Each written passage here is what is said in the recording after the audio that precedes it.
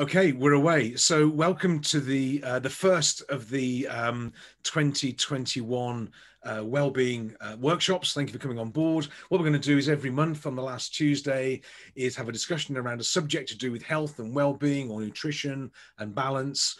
And I'm going to bring in or invite some guest speakers to talk to us. And the reason for this is what I'm seeing. I think we all are as well. The fact we're having this on a Zoom call is that the last 12 months have been particularly unique.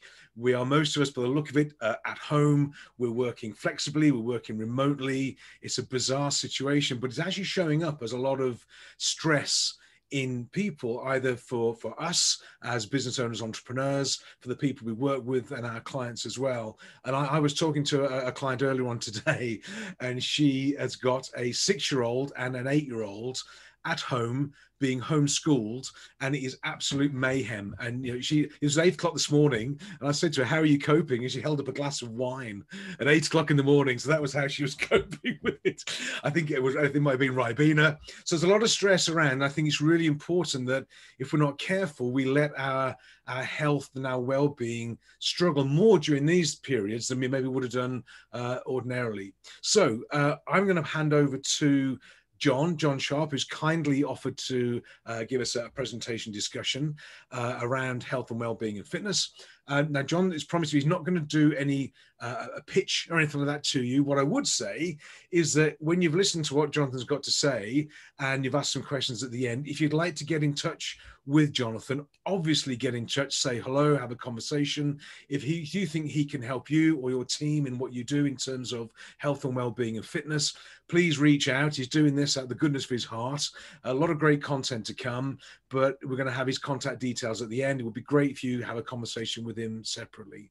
So as a relief to everybody, I'm going to go quiet and just leave the recording button on. But I'm going to pass over to John. So John, welcome. Please introduce, and the floor is yours to share the screen as you like. Thank you, David. Appreciate that. Right, so I'm going to just share my screen with you guys, and you can let me know if you can see it, okay? Right, let's have a look. How's that? Can everyone see that? Perfect. All right, so today's topic that I would like to talk to you about is investing in your most valuable asset. And I view that as being our health, and I'll get into that in a little more detail shortly. But exactly as David said, I'm looking for this to be a session where I just give you as many kind of actionable tips as I can kind of give you in this period of time, so that the idea is that each and every one of you takes at least something away that they can use, in their life from today, to improve your health and well-being. Because it's a difficult time at the moment, but that doesn't mean it's impossible to look after our health. And in fact, if we actually look at it, we probably find ourselves a little more time to focus in that area. So hopefully you can take something away from today that will help you do that. So first of all, I'll briefly introduce you to who I am. My name's John Sharp, and I run a coaching business called The Mind and Body Mentor. I'm a health coach. I work online with business leaders, and by that I mean business owners and executives who struggle to look after their health under the demands of their professional and personal schedules. Ideally, I want to help them get back their energy, their focus, their confidence, but more important than any of that is their longevity. And I work with my clients to really change their mindset in terms of how they view sleep, nutrition, and movement practices. This isn't just about personal training, because whilst I am a qualified personal trainer, I set this business up to be health and performance coaching, because it's trying to get the very best from my clients using their health as a foundation and changing their mindset in terms of how they view that. How I got here is probably worth mentioning, because I used to work in investment banking. So I'm aware of the stresses and strains of what it's like to either run a business, or also to work in a kind of a high pressure corporate. I used to work 60, 70-hour weeks, and I saw how quickly people would let their health slide when the pressure was on at work. And to me, that always struck me as a little curious, because our health at the end of the day, and our mind and body at least, are the only assets we have to drive forward that impact and that output that we want in our life, not to mention our own well-being and how we feel. So that's a little bit about who I am and how I got here. So now I just want to give you a little anecdote. And this here is Frankel. And anyone who knows about horse racing will know that Frankel is one of the finest racehorses of all time. He ended up with a career record of 14 races unbeaten. And his worth as a stud is now put upwards of £100 million, which is absolutely phenomenal. So just for a moment, imagine that you were Juddmonte Farms. That's the stable that owns Frankel. How would you treat that horse? He's £100 million asset. I'm pretty sure you'd more than likely give him the best food that you could get your hands on. You'd get him enough rest. You'd just ensure he was sleeping properly. You'd provide him with the best trainers, quality outdoor space, and ultimately an incredible amount of care. But then let's just contrast that with the way that we treat ourselves quite often in terms of the food we give ourselves, the amount of rest we allow ourselves, the amount of movement that we allow ourselves. And just have a little think about how that contrasts your own most valuable asset on the one hand versus how you treat an incredibly valuable asset like Frankel right here. Now, I'm willing to bet that unless you're particularly unusual, there are definitely times when you've treated yourself that isn't in a way that isn't befitting of a £100 million asset. Yet you really are the most valuable asset that you have. And particularly for those who run their own businesses, to drive your business forward, your health is effectively the most valuable asset you have to do that too. So today, my goal is to convince you of, firstly, that your health really is the most valuable asset that you have. And secondly, that an investment in it can be the most profitable one that you'll ever make, and that you can really start today doing that. So the presentation is going to be structured into 4 sections. The first section will be about sleep. The second will be about nutrition. The third about movement. And the fourth will be about mindset. And when I say mindset, that's really where the coaching element comes in terms of the other 3. There are some key fundamentals to stick to. But in terms of mindset, this is how you draw those other 3 together, make them work for your life, and ultimately make them work sustainably. Just before I get into that, I'd love to see you guys put in the chat box which of the 4 areas you struggle with the most. If you just put either sleep, nutrition, movement, or mindset, that would really help me in terms of getting an idea of where you are as an audience in terms of what you have the most difficulty with. If you could just do that, and I'll be able to look in the chat box and see where we're at. Okay, sleep and movement, sleep. Viviana, David, Fan, exercise, movement, sleep. Okay, sleep featuring fairly highly, which is pretty common.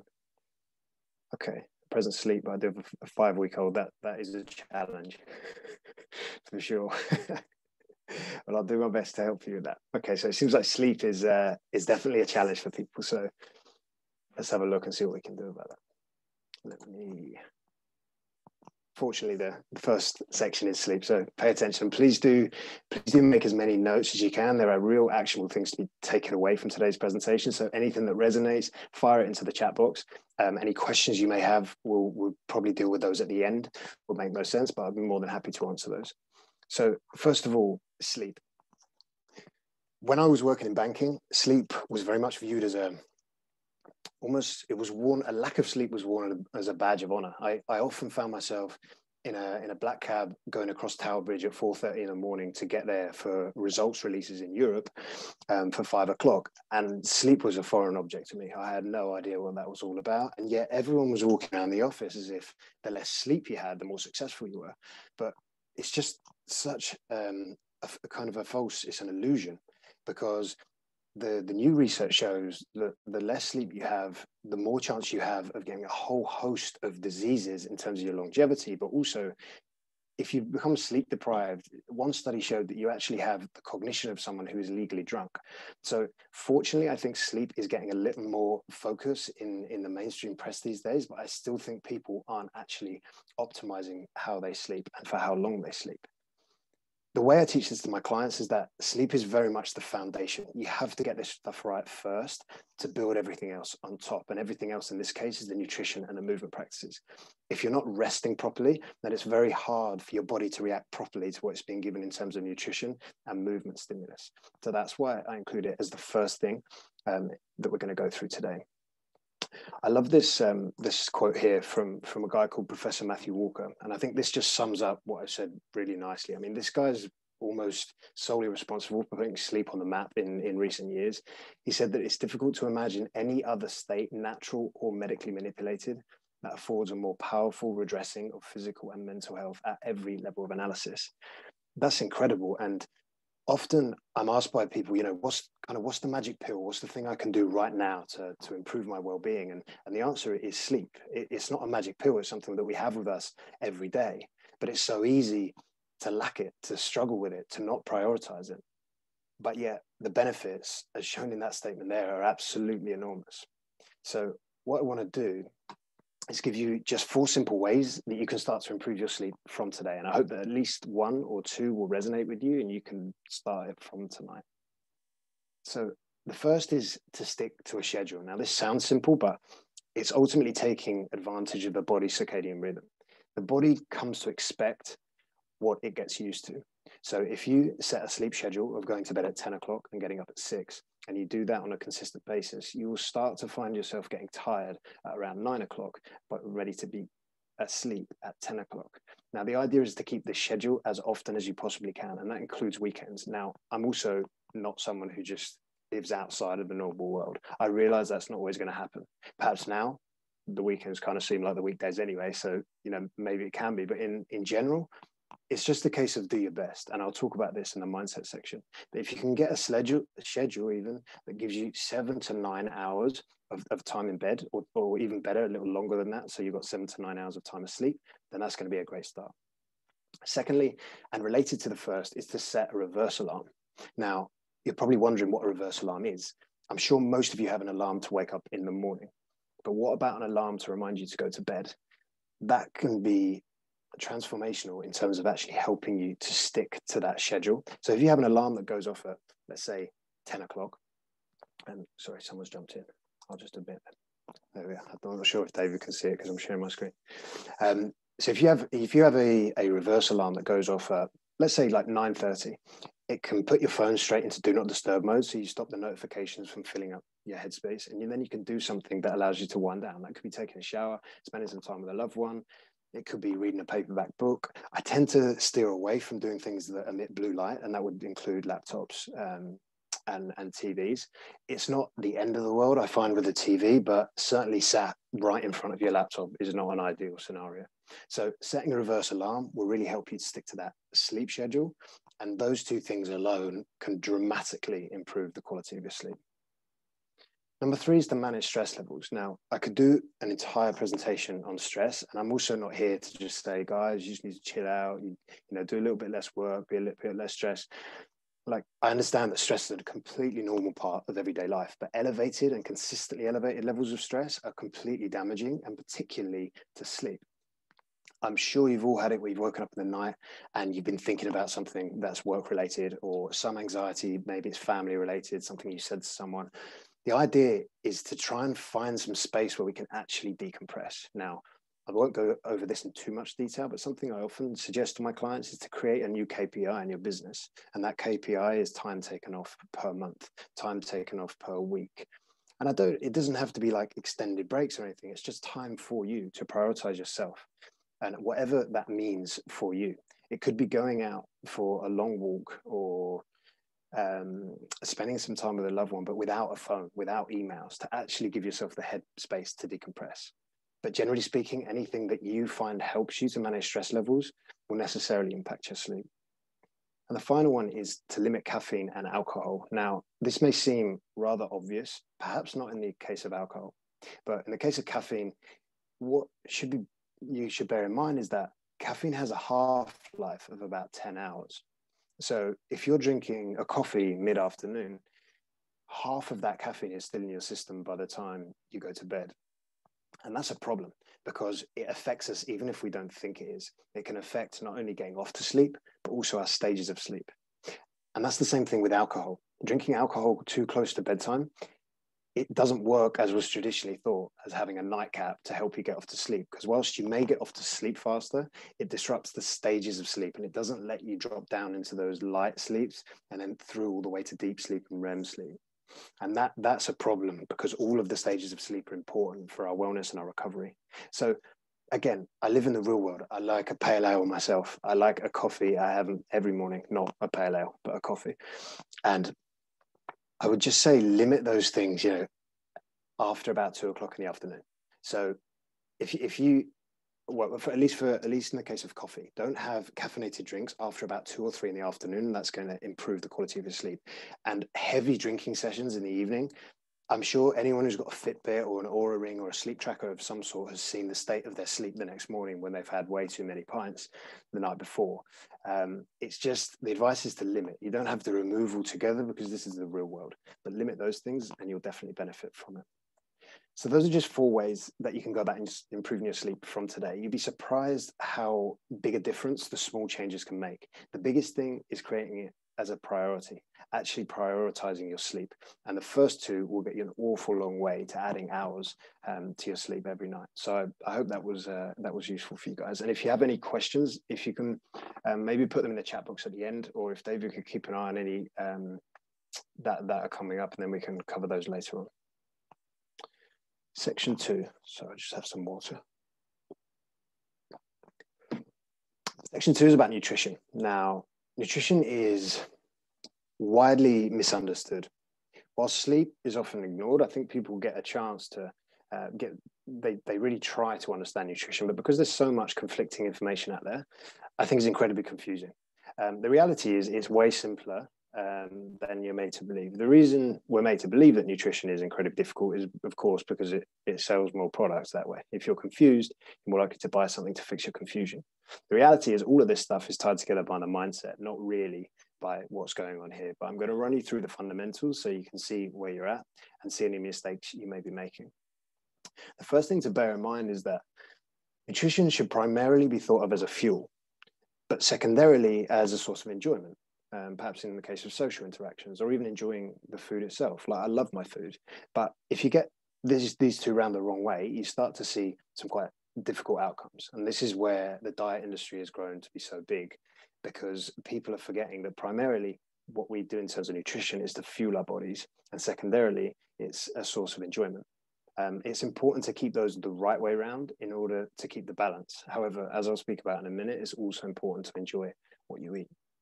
So today, in terms of takeaways for nutrition, I want to speak about what I see as the biggest mistakes that people make with their nutrition. If you see any mistakes that you make here, I'm also going to give you, the cure for those, or how to fix that error. And hopefully you'll be able to take something away to kind of help your nutrition for today. So the first is not knowing how much you're eating. When I work with my clients, we do a kind of a nutritional analysis when we first start working together to work out, what's going on, what you're actually eating at the moment. And the truth is, it's usually a big shock and a revelation to them, because if you don't know how much you're eating, whilst it's not all about, calorie counting this, calorie counting that, it's like what gets measured gets managed. If you don't know what's going in, you're going to be very confused about the outcome, because there's absolutely no way you can control anything. So I'd always recommend that you just keep a keen eye on how to bring an actual awareness to what it is that you're eating, so that you can just have a bit of a better understanding of how much food you're eating. Secondly, and this is a really big mistake, is not eating the foods that you love. And this is, in my view, it's fault of the diet industry per se, because of the number of extremely restrictive diets out there. No, I'm not dogmatic on a diet approach, because I don't really believe in the idea of a diet. It's just a lifestyle change. And, if you look at many animals, they don't have diets. You don't look at the lion and say, well, he's on a diet. He just eats what he eats, right? And so my view is that we just need to change what we eat, not go on some temporary restrictive diet. And that should include the foods you love. And it must include the foods you love, because if it doesn't, there's no way you're going to stick to it. And I get people come to me all the time with, I've done keto for a while, and then I came off it, and then I went back on it, and then I went off it. I'm not here to tell you whether you should do keto or not, but I am here to tell you that if you don't love it when you're on keto, then you probably shouldn't be doing a keto diet. And that applies to any diet. I don't want to single out keto, but it's very kind of in the news, let's say, at the moment. So not eating the foods you love is a big mistake. And the remedy, of course, is to include the foods that you enjoy in any style of eating that you choose. Thirdly is eating too much processed food. And if not eating the foods you love, if that's the fault of the diet industry, then this one is the fault of the food industry as a whole, because the amount of money spent on marketing processed foods is phenomenal. And it's also completely scandalous the way that they target this stuff. And you have to become hyper aware that you're being targeted by it. And this isn't a crusade against the food industry. I understand these are big businesses and they need to make money, but they target individuals and they confuse people by saying that some things are actually healthy when they're not. Oh, high in protein is a classic. If you actually turn it around on the back, it's an embarrassing level of protein. They don't have to clear many barriers to put this stuff on the food. And that's the good stuff. The really bad stuff, I mean, that's just terrible altogether. Now, it's so easy to eat a lot of processed food these days. But the remedy is just to actually bring some focus to eating fresh, whole food. It doesn't have to be like a paleo diet where it's like only things that were around 500 years ago or whatever it is. But eating whole foods has so many benefits to us, not only in terms of the nutrients that it provides us, but also in the way that it keeps us full throughout the day. And anyone who's struggling to manage their weight, this is a massive, massive thing. Like, people will feel that they're heavily restricted when they're eating processed foods because it gives very little to the body. Yeah, as soon as I switch people onto whole food diets and we start looking at recipes that they truly enjoy, not only do they say they prefer them, but they also say, I'm not even hungry. So if you can switch from processed to whole foods as often as you can, then that's great. Also, like, I'm not the fun police. Have a tub of Ben and Jerry's watching a film, you know, that's okay every so often. It's just the thing to do is to make sure more often than not, you're making the right choice. And finally, not planning ahead. If you don't plan your nutrition ahead of time, and I don't mean in that kind of neurotic, like meal planning way and boring, like chicken, broccoli, rice. It doesn't have to be that kind of thing. You can make it very interesting, but if you're not planning ahead, you're effectively designing failure. And because you will get to a Tuesday or a Wednesday night, and I used to be there, and I had to change a lot of things when I was working in banking in order to make sure I was eating properly. You'd get to that Wednesday night, you're knackered, you've nailed a 12-hour day, you get home, there's no food. Which choice are you going to make? More often than not, it will be that processed food from before, because it's quick, it's easy, it's there. Actually preparing some whole food just seems like way too much effort. But what if you prepared it ahead of time, or the ingredients were all there, bought, ready to prepare, ready to go? This is the best hour or half an hour you can spend on a Sunday any week. Like, it will completely revolutionize the way that you view your nutrition, and particularly if you're busy in what you do and you spend an awful lot of time working, this will change things for you. So that's the 4 biggest mistakes that I see, the 4 ways that you can fix them. So, you know, just keeping an eye on what it is that you're eating, using a calculator app like MyFitnessPal, for example. Number 2 is not eating the foods you love. So, you know, include the foods you love in your diet. That's important. Number 3, eating too much processed food. Eat fresh, whole food as often as you can. And number 4, not planning ahead. Just spend some time each week planning your nutrition for the coming week, and it really will change the way things are for you. Section 3 is movement. I'm just going to check what time it is okay, right. Movement. So the reason I talk about movement as opposed to exercise is because as humans, we were built to move.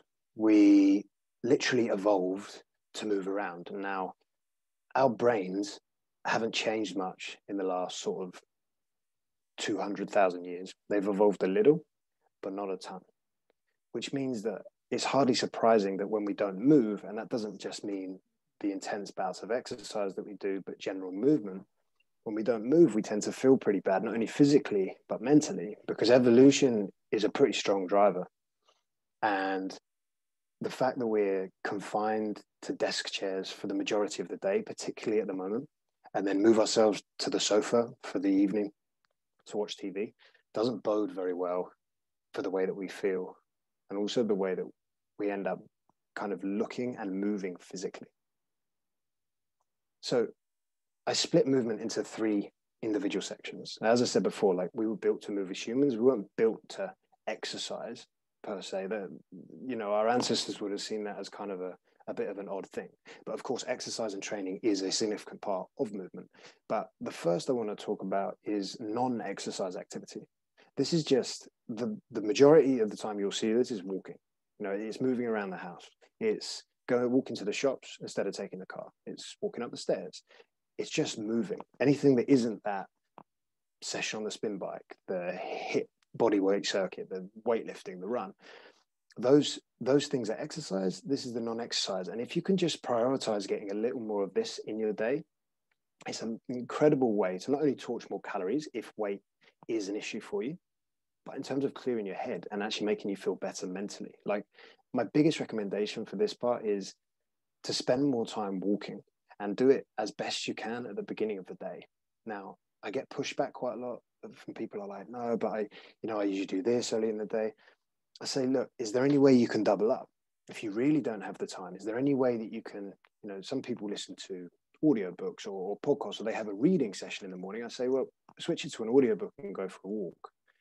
I personally go out every morning with a podcast, and I take a walk. Sometimes I just go without one, because there's a lot to be said for some thinking time and some silence. So my biggest tip is to just build some more walking into your day wherever you can. It doesn't have to be in the morning. Usually works best when it is, but if you can only do it lunch, afternoon, then absolutely do so.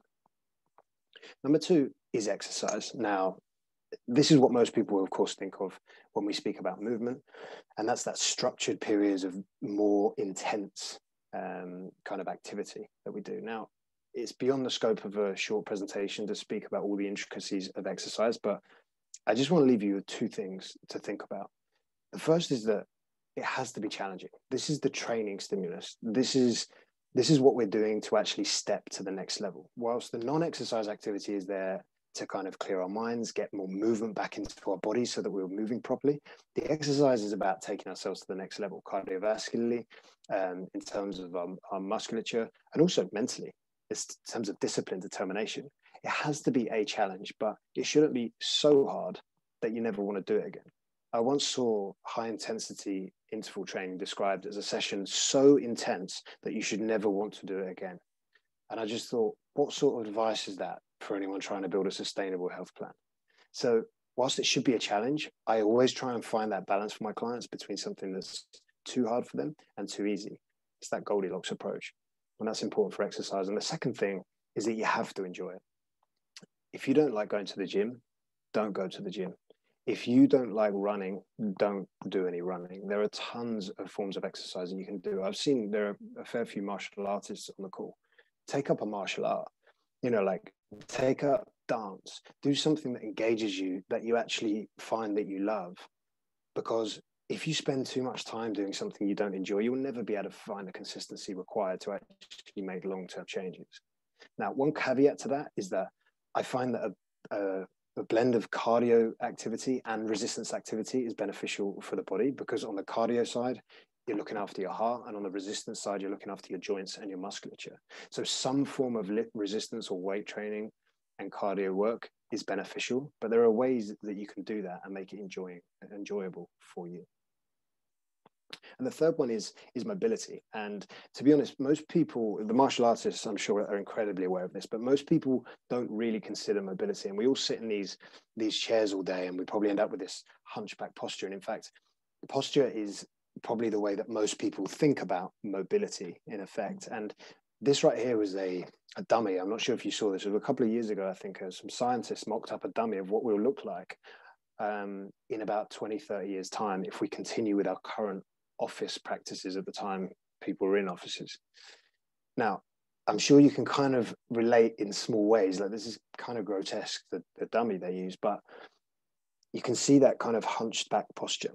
Like the back is all bowed, varicose veins, etc. The point of a mobility practice is to just start using the range of motion that we were given as a child. If you look at children pick something up off of the floor, you'll notice that they don't bend over to get it. Anyone who's got young children will know that they squat straight down to the floor and pick it up. If you look at many tribes in Africa, South America, well, they don't really have chairs, because chairs are an invention. That's something we created to become more comfortable. They don't have chairs. Their resting pose is a deep squat. Now, I'd be surprised if many people can hit a deep squat like that without some serious mobility work. Again, maybe the martial artists can do that. But the point is, just find some more mobility, a little bit of time. A great time to do it is watching TV. just sit on the floor with your legs crossed, put some like pillows underneath your bum, move around. You can sit on your knees. It just finds a little bit more movement in our hips. And then in terms of what we do with our shoulders, I tend to just recommend to people, stretch your chest a lot more and strengthen your back a lot more. Those are my 2 tips in that respect, because that will end up with a far better posture, much more shoulder stability, and avoiding ending up like this this young lady here. So that's mobility, and that was movement. So non-exercise activity, hitting as much walking as you can in a day. Just fit it in where you can, 5-10 minutes if it has to be. 2 is exercise, making sure it's challenging and enjoyable. And number 3 is mobility, just finding some time to get a little more mobile, so we kind of avoid ending up with terrible posture, joint pain, and ultimately very bad body language as we grow up older. So the final section, and I'm just conscious of time. Yeah, I'm okay for time. It's because it covers up my whole screen. I can't see the clock anymore. The final section is mindset. And what I mean by that, as I mentioned at the beginning, is how we draw the other 3 things I've spoken about today together. And this is what most people get wrong. And this is why most people struggle. And in fact, last Tuesday, the 19th of January, was what they call Quitters Day. So Strava, the app that's very popular for running and cycling, has 800 million users. And they use that data set to define when the majority of those users had given up on their New Year's resolutions. That's incredible, though, because it's only 19 days into the year. So why is that the case? Because I'm sure as I've gone through this presentation, you've probably all thought, oh, yeah, that makes sense. Yeah. I wouldn't have thought there's anything in there that you're like, God, this John, he's a rocket scientist. Like, the difficulty is in human behavior. And that's really where I really got interested as a coach. I was like, how can I change people's behavior? Because that's where you can change them as a whole. So I just wanted to run you through what I believe are the 4 key things that you can use to achieve your health goals this year and beyond that. Because I'm sure you've all kind of set yourselves health goals. Hopefully you haven't given them up already. If you have, maybe it's time to kind of rearrange them and look at these 4 tips I'm going to give you. And hopefully you'll be able to hit them by the end of the year. So number 1 is start with why, to borrow Simon Sinek's the title for his book and his TED Talk. So what most people do is they look at the superficial reason. Almost every single time I have a call with a potential client, they say to me, I want to lose 20 pounds, for example. But the question is, why do you want to lose 20 pounds? Why do you want to lose 10 pounds? Why do you want to improve your sleep? Why do you want to do any of these things? And that, once you start asking yourself truly, why do I want to do this? Often you'll find it comes out as a motivation, doing it for other people, for your kids, for your family, for your clients, whoever it may be. More often than not, it's primarily for other people, but secondarily, of course, for yourself. So have a real think about what the motivating factor is, because it's really, really important, because this isn't easy. Like, as you can see by Quitters Day, most people just give up. It's too difficult. But the principles are quite simple. So if you can start with why, find that motivating force, and then use that to propel you forward, then that can be really, really helpful in achieving what you want to achieve. Secondly is make it personal. Now, I got into this a little bit in the nutrition section and also in movement. Like, you have to enjoy this. It has to work for you. And just because someone told you that this diet or this exercise was the best exercise, it's only the best exercise for them and their goals, not for you. Don't take other people's advice unless it's about the fundamentals of what we're doing. If it's quirky new diets or it's quirky new exercises, think, do I resonate with this? Does this work for me? And if the answer is yes, give it a crack. But if you're really resistant, you're like, this sounds like a load of rubbish. I don't want to do this. It's restrictive. The idea doesn't kind of engage me. Then don't do that. Find something that works for you. As I said, if you don't like the gym, don't go to the gym. There's plenty of things that we can explore outside of that. Loads of my clients, all of my clients are working out at home at the moment. And it's great for them because they do it in such short periods of time compared to going all the way to the gym and then coming back. I imagine most of them will want to continue with that down the line, even when the gyms are open. So second tip is to just make it personal, make it work for you. The third is to pursue better, not perfect. And this is I think the reason most people have already given up with their New Year's health resolutions is that everyone sets out the perfect plan. It starts with dry January. Now, no offense to anyone who's doing it at all. Like, it's a great achievement to do that. But the extreme nature of what you're doing doesn't lend itself to consistency and sustainability over time. And people start with dry January, no sugar. It's going to be 5 workouts a week, some days 2 workouts. And yet they're not athletes, but they're trying to train like them. And I'm not saying we can't achieve our absolute peak performance, because we can. And in fact, that's what I work to do with my clients, getting the best from them. But that's about understanding who they are. And they're not athletes. They're people who run businesses in the main, and they're people with families. So can we just pursue something that perhaps is not the perfect thing, but can we just do something this week? Can we improve the nutrition a little bit?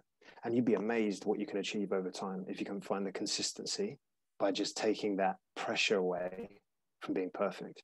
You know, if you're not working out at all and you're really struggling, can you just do 1 long walk next week? I'm sure you're probably thinking, yeah, I could do that. It's too easy. Too easy is good. Start there and then move on. So pursue better and not perfect is a really important thing to bear in mind. And the final one is to be patient. And this is a really hard sell to at least my generation, and the younger generations now are very set on instant gratification. Everything is now. I remember when I joined the graduate program at the London Stock Exchange, everyone wanted to be the CEO on day 3. And it was like, guys, what is going on? And to be honest, there was probably a bit of that in me. I'm not saying I was immune to that. But everyone wants everything right now. And with that approach, you can't end up with the pursue better, not perfect attitude. You're trying to do it all at once, and it's just not sustainable. And if it's not sustainable, you're never in the game long enough to actually see the changes that you want to see. These things take time. I had a client I was working with, or I still have him as a client, and his weight wasn't moving at all, and that was one of his goals. But I could see that his habits and his underlying identity were changing completely, and it was happening week on week. And so for that reason, I was content to sit and wait. And lo and behold, the weight started coming off again. If he hadn't been patient, and if he hadn't had my guidance to say, hey, like, just, it's okay if things are going in the right direction, maybe he would have gone extreme. Maybe he'd have doubled the workouts, started restricting on the food more than he should have been. And then he'd have fallen off the wagon and ended back at square one. So being patient is really, really important. And if you take nothing away from this, it's that it's nothing else away from this, is that it's a long game. Health is a long game. And anything you can do today is better than doing nothing. So just get started, do it day after day, and be patient. So thank you all, guys, for listening. As David said at the beginning, those are my details there. If you want to chat to me at all after, if you've got any questions, you can send me an email. I'm more than happily offer you guys a free coaching session so we can have a chat if you're really serious about making a commitment to change your health. And I'd love to have a chat with you and see if I can help you out to do that. Fabulous. John, thank you. Thank you. And what I'll do as well, if it's okay, I'll take those details, I'll put them onto the video, text, and that sort of thing. Please reach out and say hello to John yourselves. So a question has come from Ken. So where's Ken? Ken, is it okay if I unmute you? If you unmute, you can ask the question yourself. That's all. You can probably say it better than I can. It was about the water question, I think. So. Mm-hmm. Got it. John, yeah, just a quick question. One of the things I've read a few times is that most of us are sort of chronically dehydrated, right? Not drinking enough water and all the rest of it. And it has pretty significant impacts on health, but also cognitive, right? Can you maybe speak to that for a few minutes? Yeah, so that's the biggest, it's probably the biggest impact that you'll notice is the cognitive impact of being dehydrated. Primarily, you'll see that in not being able to think as clearly, but more than anything, in feeling tired. Like, I start every single day with a pint of water. I don't drain it. I sip it until it's gone, and that kind of sets the tone for the day. It really wakes me up in terms of energizing me. The reason I think people are very quick to kind of leave water or become dehydrated is because they don't see the immediate benefits of being well hydrated in terms of what their body is doing internally. And every single bodily function is improved by being well hydrated. But the thing you can focus on is, am I feeling more energized?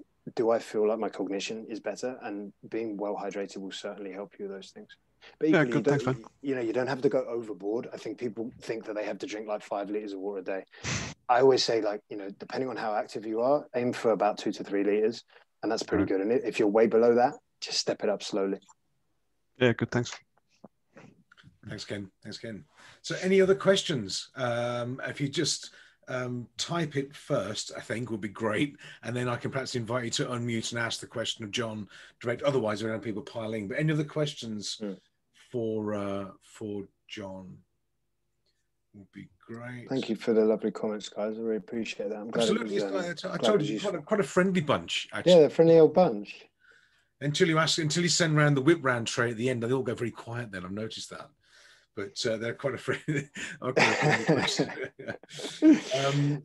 A few words on procrastination. So Dirk, where's Dirk? I can't see. I can see Dirk. Dirk, if you could unmute and put your camera on, please ask your question straight to John. I think it's a great question about procrastination. So Dirk, hi.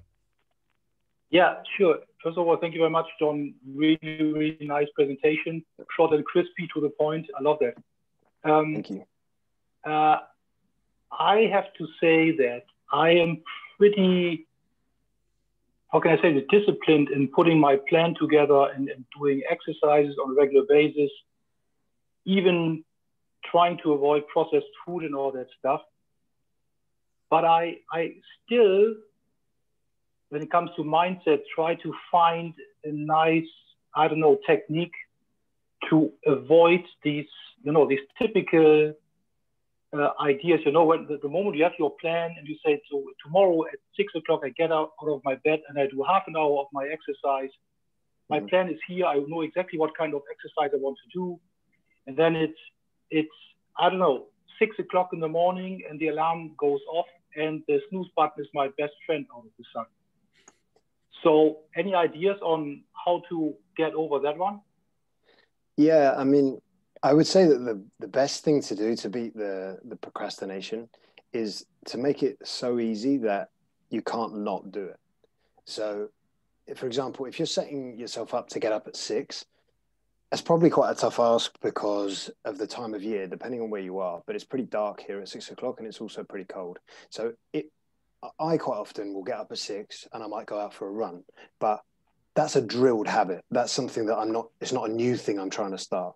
If you're just trying to start, I'd knock that alarm back a bit. Like, the idea of going out into the cold is just going to make you hit the sleep button. So if you can kind of move the exercise practice back in the day to kind of not early morning, but like maybe early-ish, kind of like 8, 9 or something like that, and just go out and do 10 minutes. That's all. And then if you want to do more, you can do more. But if 10 minutes is all you can give, then do that. The idea is to just break the resistance, to just go and do it and come back and go, that actually felt pretty good. So maybe tomorrow I can do 12 minutes. And then as the habit gets drilled and you start to really enjoy it and you're getting the positive feedback and it does begin to feed itself, then what you can end up doing is setting that alarm for 6 o'clock, because now you're becoming a different person. You're the person who actually respects the exercise and goes, hey, I think I can actually get up at 6 o'clock.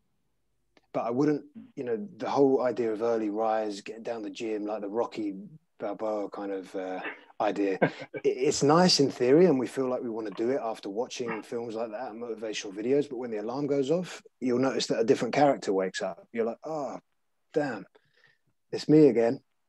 And that won't change until you can break that early resistance. And so the biggest piece of advice is to just make it so easy that you can't not do it. Great. Thank you, John. Thank you. Thanks, John. And Dirk, thank you for the question as well. Adam, who I know has a new addition to the family recently, so I bet sleep is an interesting one. But Adam, if you could please unmute and fire away to John about the sleep and sleep patterns. Yeah, brilliant. Thanks, John. I thought it was a great presentation, like loads of practical advice. Often there's so much kind of stuff around this that it just becomes more confusing than practical. I thought that was brilliant. Yeah, my question about sleep, at the moment, I'm not getting very much at all, but obviously circumstances mean that's the case. it's something which I think I've never really tracked properly, but I completely get how important it is. And I was trying to reflect as you were talking. I think I've always slept okay, but it's not something I've ever properly tracked. So what's the best way to tracking it and understanding how much sleep we all need? Is it an individual thing? Like, can I find out that I'm operating really well in 7 hours, or do I need 9 hours? So yeah, just thoughts around that would be good, please. Yeah, so a couple of things on that. The first is that you're exactly right. Like, everyone is an individual, and the reason that range is generally given, that 7 to 9 hours, and that's where the 8 hours comes from, is like the middle point there, is that some people are okay on 7 hours and some require 9, and that's just a personal preference of, you know, when you sleep 9 hours, how do you feel versus when you sleep 7? And if the answer is as energized, I feel okay, then 7 may well be your number. The studies have found that when you consistently get lower than 7 hours, that's where the problems tend to arise in everyone. So everyone's like, oh, you know, I don't need that much sleep. I mean, study after study has now been done to show that that's actually not the case. So as long as you're within that 7 to 9 hours, that's great. And then in terms of, obviously, with a small child, like, those are factors that you can't, you know, in an ideal world, 7 to 9 hours. But at the moment, that's just something that has to be accepted, unfortunately. And in terms of tracking it, I'd start really basic. Now, there's a huge market for wearables, and some of you may have them: Fitbits, Oura Rings, like smartwatches. Some of them are reasonable in terms of their tracking. The technology is still developing all the time, but it's like what I say to people with nutrition: like, start with the basics. Literally, just write down what time you went to bed and what time you got up, and how you felt the night went. That's often as basic as it is with my clients, because that's what works. And that's like the majority of it. What I often see is it's the shiny object syndrome. People are like, I tell you what I need. I need a way to really track all of my levels of sleep because I am optimized. And it's like, if you just get the basics right first, of like, hey, am I actually getting consistently 7 to 9 hours? If that answer is yes, and you want to go a bit further, then I'd recommend something like an Oura Ring, which is a wearable that you wear on your finger, which is largely sort of regarded as one of the best wearables for tracking sleep. Or you can get a Fitbit. The Fitbit Charge 4 is pretty well regarded too, and they're quite lightweight. I see people wear smartwatches, but I just feel like they're quite heavyweight, and I don't know if people want to sleep with those things on. So if you're going to do anything, a lightweight wearable like a little Fitbit or an Oura Ring, that will help you in terms of your kind of levels of sleep. But, you know, don't get caught out by shiny object syndrome, and this applies across health. Like, Peloton will be a great example this year. Now, a lot of people now, they are great. If you're properly committed to that, fantastic, but it's a very good way to just spend $2,500 and only use it for 3 weeks. So it's like, don't convince yourself that the tech is what you need. Maybe it's just the basics of, can I get 7 to 9 hours on a consistent basis? If I want to optimize from there, grab a Fitbit or an Oura Ring. Brilliant. Thanks, John. Thank you. Thank you. I know you touched on this earlier on, John, about the quality of sleep and how lack of sleep can give a similar cognitive ability to people on alcohol or drinking too much.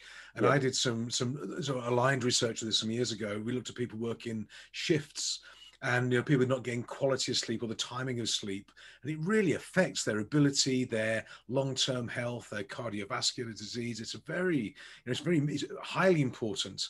And these are these circadian rhythms that you mentioned as well. I think it's it's a real treasure trove of opportunity there to improve things. So, oh, absolutely. So there are 2 more questions popped up. So I'm going to go for these 2. One's from Vicky and one from Lindsay. And Vicky, question regarding building habits. So real quick, Vicky, if you unmute and please go for it. Good to see you, by the way. Hi, good to see you too, and thanks, John. Great presentation, like everyone said. What I had to ask was basically following on from your answer to Dirk, which I thought was really good about building something quite small and consistent. I am brilliant at building bad habits, quite unknowingly, tremendously good at it, but building good habits is really hard. And I think I always start by saying, oh, I'll create this massive new habit, which will just be effective in my life and start immediately. And it never quite works that way. But the idea of building small habits is really good. Do you have any tips for later in the day, like after work, after dinner, I tend to crash out on the sofa and watch TV for a good few hours and then go to bed and never sleep that well.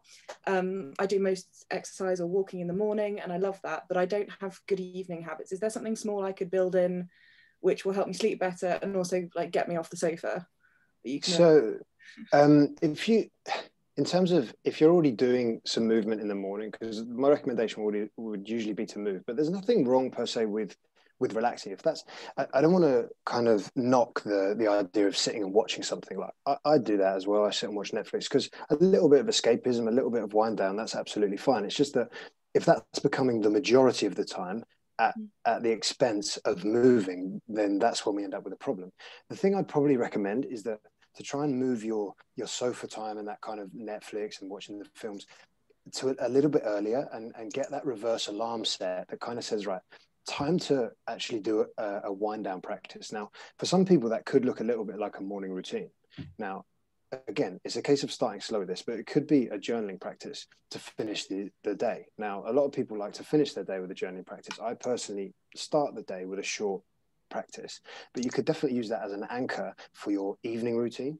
So if you set like a wind down alarm for, let's say, 9:30, that reminds you to get your phone off, get Netflix off, to get off the sofa, and let's say, I don't know, have like a shower to wind down if you don't shower in the evening, then just to sit down with your journal and write, 3 things that went well today, 3 things I'm grateful for, and 1 way I can make tomorrow better. That's like a structure that is used in both the 5-minute and 6-minute journal, which you guys may or may not have seen. And that's a nice way to just kind of end the day. And then I tend to just try and grab a fiction book. Mm-hmm. The reason I do that is because I like to read a lot of nonfiction, but I don't really want to be overstimulating my mind before I go to bed. The idea is to be winding down, not kind of thinking, oh, bloody hell, I've got to note that down, I've got to note that down. So I take a fiction book, kind of get lost in that, and I find myself just ready to go to sleep after a while. But it just takes practice in terms of prioritizing it. So just start small, like I said to Dirk. Set it at 9:45 if you have to, and just say, I'll do 5 minutes for journaling, and then I'll sit and read a book, and it will just be a little 15-minute wind down for me this evening, and then slowly expand that over time. Sounds good. Thank you. And put the jug of red wine down. Probably. I'm joking. Sorry, it's really kind. And final question, real quick. Lindsay, could you jump in? Your question regarding breathing in the work that John does. So where's moved? Where's Lindsay gone? Anyway, so Lindsay, please. There you are. Good to see you, sir. Please fire away. Good evening, everybody. Thanks, Dave. John, thanks so much for your presentation. I just have a quick question. I do a lot of my own work, physical, and I discovered lately the power of breathing. And I even started sleep taping a bit because I used to snore, and for the last year or so, I don't even drink alcohol anymore. And I couldn't understand why. And when I did some research on breathing and how it blocks the nasal passages, and the restriction of breath into the body leads to a lot of probably motivation, stamina, and health. I just wondered do you implement that at all in your coaching, or do you find that's not so relevant? No, it's definitely relevant. It depends. Like, my coaching is one-on-one, so it's not like just a course that you go through. So it depends on the client. So breathing and meditation practices would be something I would get into if that was something that the client wants to look at. It's not for everyone. I tend to separate those two things out in terms of breathing, exactly as you've said there. A lot of us are mouth breathers most of the time. And the problem is that tends to increase the rate at which we breathe, which is anxiety inducing. And also the nose is a good filter. So when we're out and about, the nose actually filters out pollutants in the air for us a lot better than our mouth does. So when I'm walking outside, I try as often as I can to breathe through my nose. Now, it feels very unusual at first. And some practitioners, like breath practitioners, will say you can do it when you exercise as well. Now, I personally don't find it very easy to do. You can do it at low levels of exercise.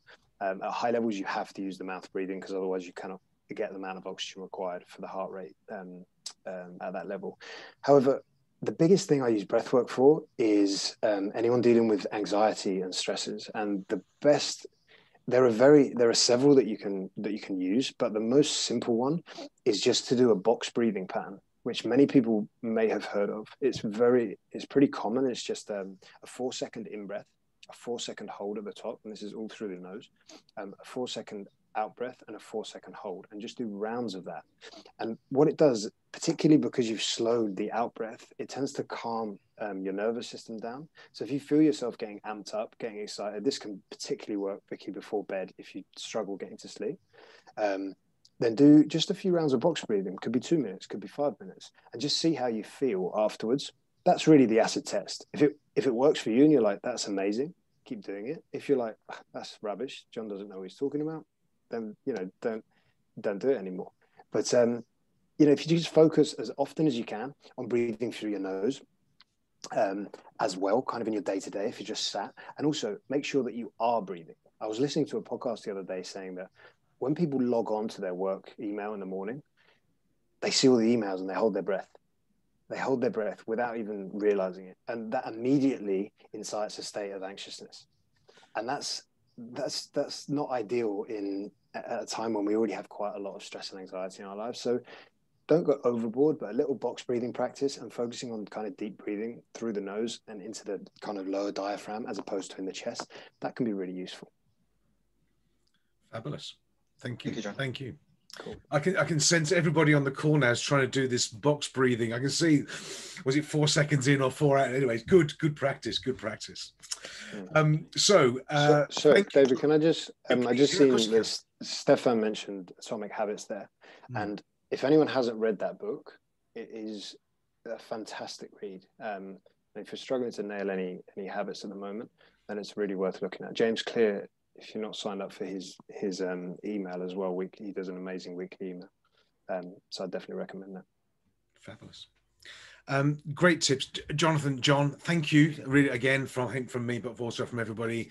Fabulous presentation. It's a lot of tips to take away, and just remind us how people can contact you. Best way is through email or via LinkedIn or something like that. Yeah, the email, or I can just, if I just put my I just stick my LinkedIn link in the chat box. Can I do Perfect. That? And then I can circulate it as well. Very easy to find. And everybody, please at least connect, say thank you, and have a conversation with John for coming on the call. Yeah. And if you can do any work, want to work together in the future, even better. So John, thank you. Really appreciate it. Thank you, guys.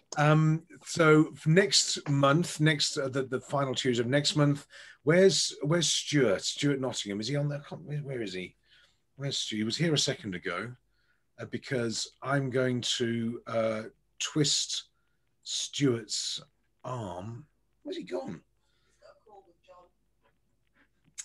Right, just been told. The voice in my head is speaking to one of our John and our team here. So next month, I hope he's going to be Stuart Nottingham, who is, I think, and I'll big him up for you, is one of the UK's top occupational health therapists. He does a lot of work with physiotherapy, working with people in their workplaces and at home, and how they're working and how they're sitting and how they're looking after themselves in terms of posture. Really fits, I think, really well on John, what you were saying about the way we're going to look in 25, 30 years' time. That image is going to stay with me in my mind for quite some time, unfortunately. List the share of attendees. Yes, everybody's happy to have their details shared round. I'll do a list of who's on the call. I'll get a video recording of this up onto YouTube and circulate that with John's contact details. And for me, again, John, thank you. Thank you to everybody for participating. I found it really helpful. Great to see you guys. For those of us that are working together, I think we're really good on the conversations we're going to have. Let's look at some key takeaways, because health and well-being and fitness leads into everything else that we do. So if you want to get good in business, get good at health to start off with. So I'll be picking up on some of these points with you as we go along. But generally, great to see you all. And it's truly international. We have lots of fabulous people on the call. And please contact John. I look forward to seeing you during the week. And we'll be on the call in about 1 month's time for another one of these as we go along. Any other questions, please point them across to John direct. And yeah, as you say, nice to see everybody, and have a great evening. And don't just go and sit and drink wine and potato chips, okay? Get out there and do something. Start the journal. If anybody's ordered Uber or Deliveroo to deliver pizza while this call has been on, shame on you. That's all I can say. No fear of that. It's 11 a.m., mate. That's right, exactly. Anyway, so guys, great to see you. We'll wrap it up there. I'll speak to you all real soon. I'll end the recording. I'll just pause that.